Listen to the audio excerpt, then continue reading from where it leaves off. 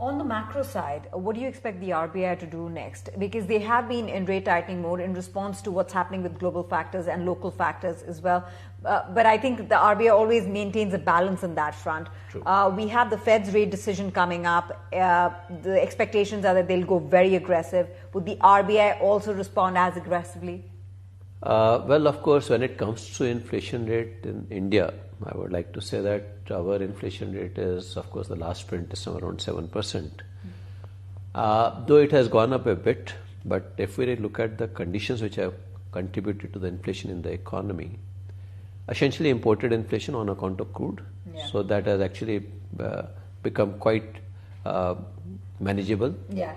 Okay. fortunately. Okay. And the other component is a food inflation. Where some export bans have helped.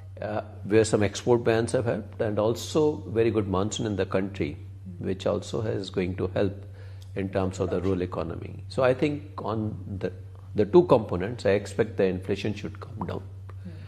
But of course, no need for the RBI to be as aggressive as the Fed. I would not say that. I would not say that. But at the same time, when they meet for the Monetary Policy Committee meeting towards the end of this month, they will probably analyze multiple data which are there.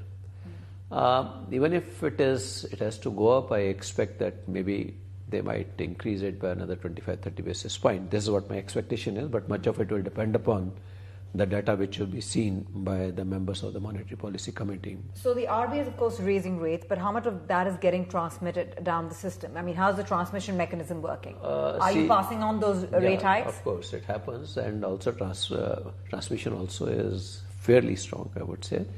Because what has happened is out of our balance sheet, which is there, of almost about 75% of the loan book is on various variable rates, whether it is MCLR, whether it is EBLR. The trend is that when it comes to the external benchmark rate, which is linked to repo rate, it will immediately get transmitted.